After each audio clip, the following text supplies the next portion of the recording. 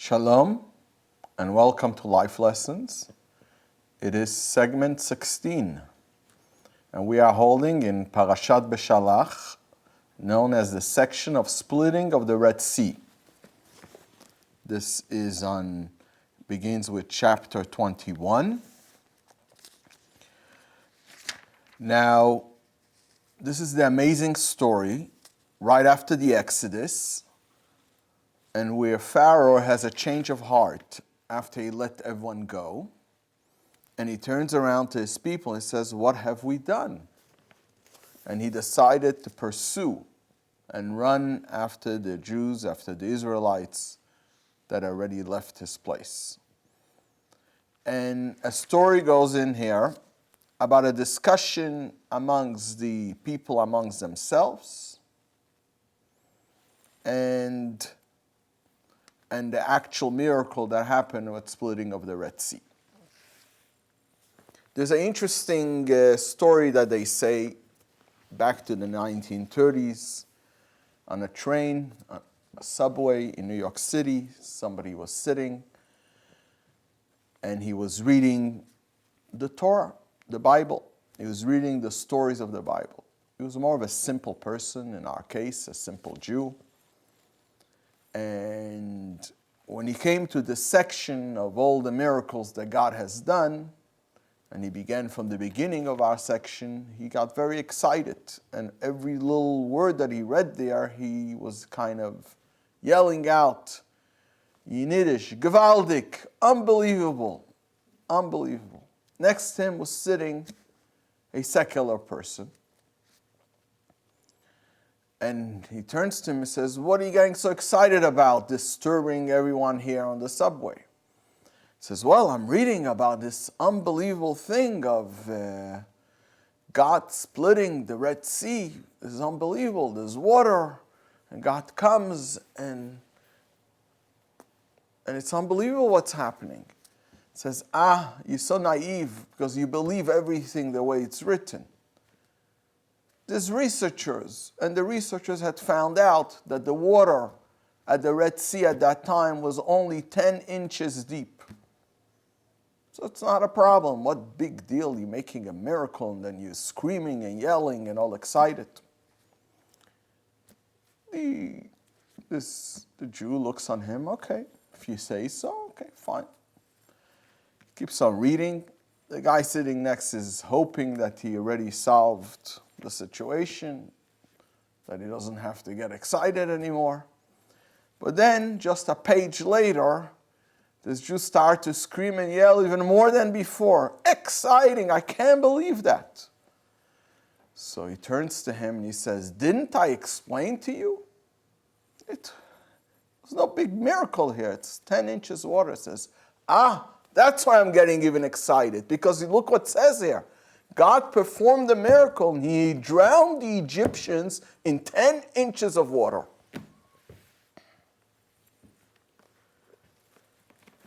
So this is the story that we are talking about. So our sages tell us something very interesting. It's a story in the Medrash that we learn it from the verses that it's written here. Every word is precise and has a lot of meaning. The story goes as follows.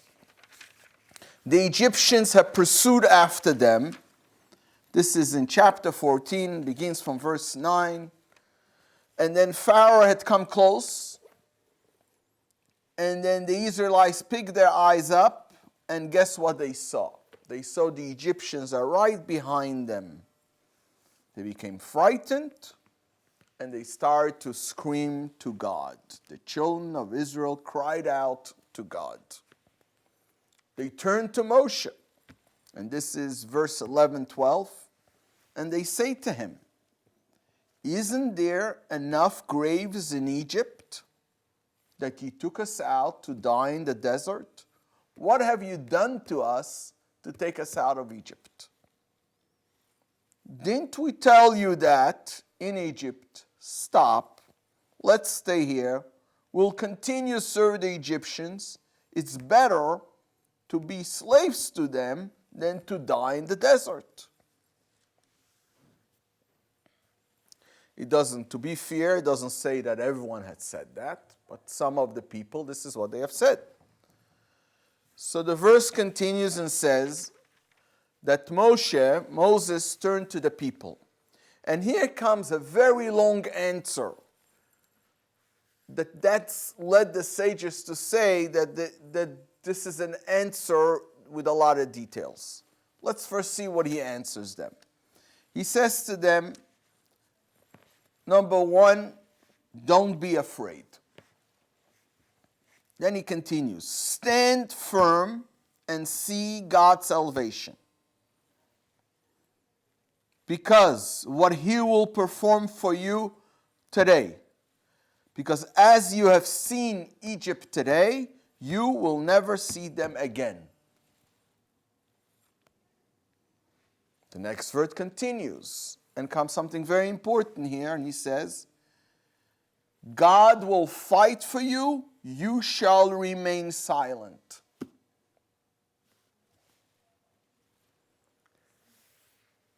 Continues the verse and says, because obviously Moses turned to God and says, well, we got water in front of us.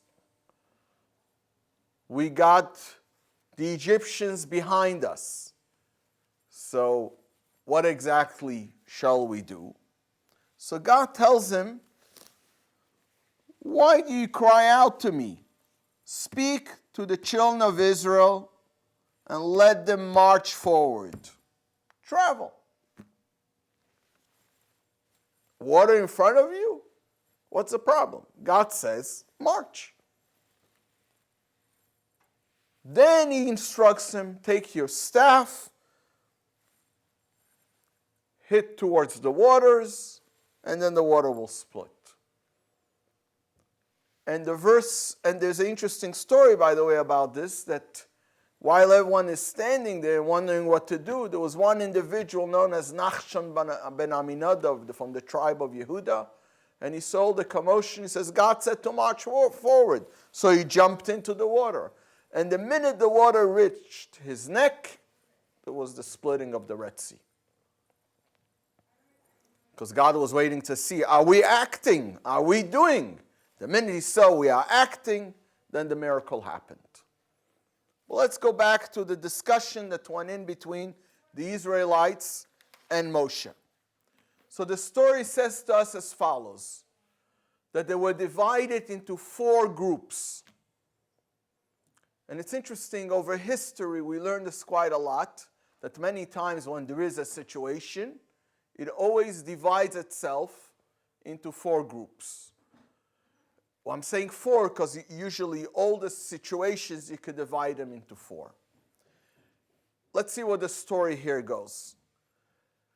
Again, the scenario is here. There's a commandment from God to leave Egypt. You don't belong in Egypt, out of Egypt. We also know that God says that the idea is to get to Israel, but on the way to Israel, we're going to stop and receive the Torah. So we have to march into the desert towards Mount Sinai and receive the Torah. Now, we've accomplished one thing, that we left Egypt so far. But now, in a way, we have 2 obstacles. To go forward, we're stuck. There's the sea in front of us. And then when we turn backwards, we see the Egyptians are coming. So that creates a situation that seems like we are stuck. That created a division amongst the people how to proceed. One group said, let's jump into the water. We are not going back to Egypt. We don't belong there. We don't want to be slaves anymore. If the consequence of that is to jump into the water, may it be whatever it happens, that's what we shall do. But we're not going back there. The other group said, Jumping in the water, that's suicide. Who says we're going to survive? We got no choice. We need to go back to Egypt. Life is important. And as difficult as it's going to be, we can't do a thing, we can't do something that's going to hurt us over here. And in their point of view, the lesser of the two evils is to go back to Egypt. The first group, the lesser of the two evils is to jump into the water. The third group came and said, let's fight. Let's wage war. We're not going to give in to the situation. We're not going to jump into the water because that's crazy. We're not going to go back to the Egyptians. That's against any logical thing to do. We'll fight. But they look on themselves. Compared to the mighty Egyptian army, we're nothing. Well, whatever happens, happens. To go back, we can't go back. Go forward, there's an obstacle, we'll fight. Then came the fourth group. The fourth group, as we would say, this is the religious group. The fourth group comes and says, we're going to open our prayer books. We're going to pray to the Almighty. And whatever He does, He does. We are not going into the sea, because that's suicide. We're not going back to Egypt, because that's against also what God wants. He says we should leave Egypt. We're not going back to Egypt. To fight, what is the consequences of fighting? People are going to fall. So that's not a solution either. Therefore, we're going to take out our prayer books. We'll pray to God, and it's His problem. Let Him decide what happens over here. Comes Moses, and he answers them all. And he says as follows. Those that say that they want to jump into the sea, where it sounds like committing suicide, it says, remain right here. You're going nowhere. Don't do things on your own. Hisyatzvu in Hebrew. Stand right here, and you will see the salvation of God. The one that said, let's go back to Egypt, he says, this is the last time you see Egypt. You are not going back there. The one that says, let's wage war, he says, God will fight for you. What's interesting is the one that says we're going to take out our prayer books, he said, and this is according to this story, he says, you remain silent. There's a time for everything. Right now, you're going to remain silent and follow God's commandment. What is God's commandment? To march forward. Sometimes, even to those that want to take out their prayer books, but if the prayer books does not come with an action to move forward, then it means nothing. To cry on our situation and not to do anything about it, that's not what God wants. So if a person comes and he says, I'm just explaining this last one, and then we'll go and talk about all of them. If a person comes and says, it's a big world out there, and it's God's world. God will find a way how to provide the income for me. I'm just going to sit there and wait till it falls from heaven. It doesn't work that way. The verse says, God will bless you in anything that you will do. We need to do. So the person says, I'm not going to do anything. Let God provide. I believe in God. God is such a wonderful, unbelievable God. And the way He feeds the animals and everyone else out there, He could feed me too. But God had created a system that in order to receive His blessings, we need to do something. In the Kabbalistic terms and in Hasidic terms, it's considered we need to create a vessel. You create a vessel, then it can get filled up. But if you don't have a vessel, how's it going to fill up?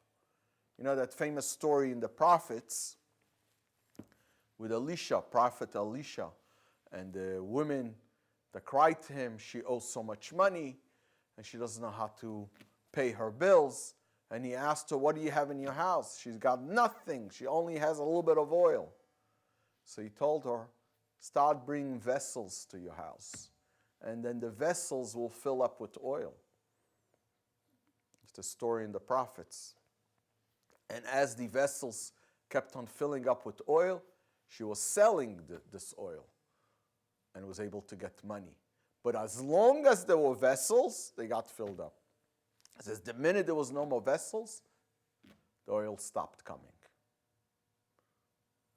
The miracle of Hanukkah that everyone knows, the story with the oil. There was not enough. There was only enough for one day oil. And there was a miracle that expanded to 8 days. But where did it expand? In the vessels, in the holders. So in other words, everything that we do, even miracles, that has to have a name, a place, a situation, where exactly it's going to happen. It's not an imagination. It's not just a statement out there that you can't cover. A miracle is almost like writing a check. If you write a check, you need to make sure you have money to cover that check. You'll go with a check that has no money in it, you're in problems. Legally too. Same thing God. God gives, but He wants us to cover it. He wants us to do something about it. Okay. So let's go a little bit trying to understand the story here, because the way our sages tell us, this is the story of life, and this is what happens all the time. Whenever we get into a situation and we need to figure out what to do, always one of these 4 options will come up. A lot of times there's many options, but if we think about it, you'll see it's always one of the 4. Or pessimism. I'm just going to jump into the water. Giving up. Or depression. I'm going back to Egypt. I'm not happy. What can I do? Or you think you're going to take the law into your hands and you're going to fight. And a lot of times we're so busy fighting that everything becomes negative and we forget a little bit about positive. Or to become completely, I wouldn't call it a religious fanatic, but completely in a way using the religion by saying, I'm religious, I'm spiritual, I'm just praying, and whatever may happen, may happen. That's not what God wants. Of course you need to pray. And of course sometimes you need to fight. And of course sometimes you need to jump to water. And of course sometimes you need to go back to Egypt. But the bottom line is what God told Moses in the next few verses. Tell the children of Israel they shall march forward. Whatever decision that we do and we make has to be with a goal. What am I doing next minute is marching forward or marching backwards. If it's marching backwards, so it doesn't make a difference. May it be prayers, may it be fighting, may it be going back to Egypt, may it jumping to the sea. That's not the right thing to do because you're going backwards. God wants us to march forward.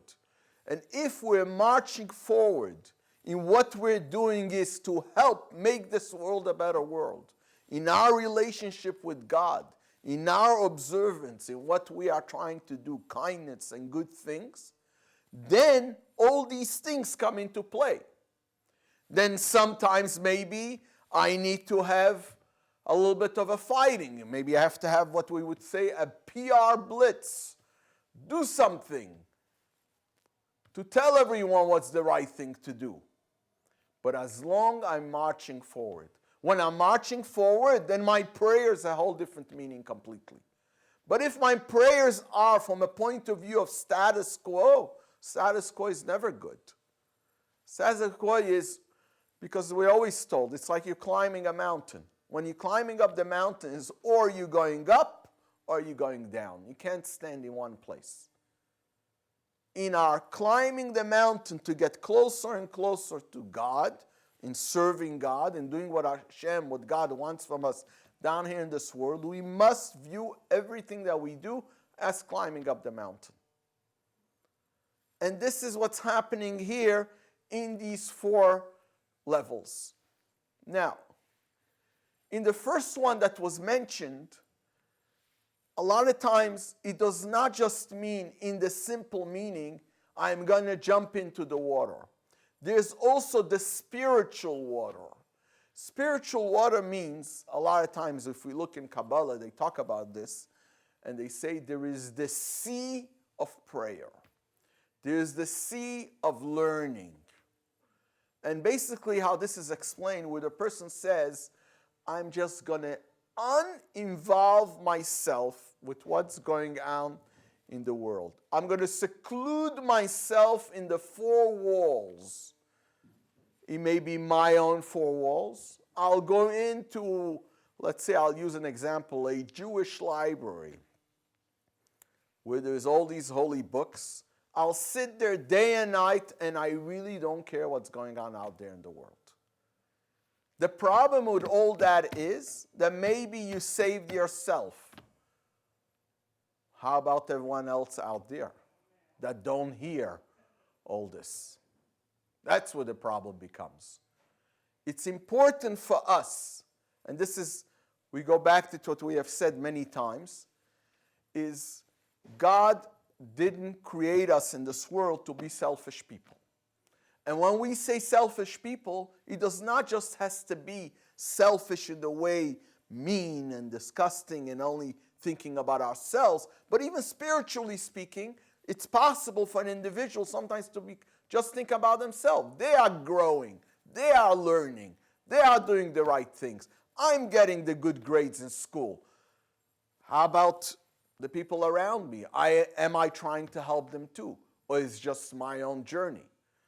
So there's no question about it that God wants from us, the minute if we realize that we are good on something, it's not just for ourselves. We need to turn around and share it with others and help others. So what does it mean? I'm the only one that knows this. God did not create us just that there should be a few of us that think that they are the geniuses and that's it. That's not what it is. So we have to share with others all the knowledge that we have. So here becomes the danger here. The individual feels he's kind of stuck. What is his stuck? Now let's look at it from the point of view, in a deeper sense, what happened with the Exodus. Mentioned many times, Egypt. The word Egypt is the word Mitzrayim. Mitzrayim means also boundaries and limitations. Means in a deeper sense, our ancestors were stuck in the boundaries of limitations of the no good things that went on in Egypt. God came and took them out. So here comes an individual and makes a decision. From now on, I am only going to try to do the good things. And whatever happened till now, it's forgotten, it's a new slate, I'm starting a new beginning. You go to sleep at night, all excited, I made a decision, tomorrow morning is a new day, and I'm going to be a good person. You get up in the morning, and guess what? You turn around, and Egypt is right there. It didn't disappear. The complication and the challenges didn't go away because you just made a decision last night. They're still there, and you still need to deal with challenges and complications. And in front of you is the sea, and you don't know what to do. Comes God and says, march forward. You made a decision, it's the right decision. Don't look back, Don't look back about all the complications. Keep on going forward. And when we go forward, then we are successful. And this is the story here. So in short, all the times, all these problems come up. And in every situation we say to ourselves, should I just give up? Or should I do it? But I'm not excited about doing it. It's like going back to Egypt because I feel I have no choice. Or should I just fight till somebody falls, God forbid? Or all of a sudden, to forget about everyone, just think about myself and I'll open a prayer book and who cares about what's happening around me? No. The responsibility exists there, and this is very important, to march forward. And that is, in a way, the lesson that's happening here in our section here, that in everything we do, God gives us the strength to overcome our challenges when we position ourselves to march forward. Good day.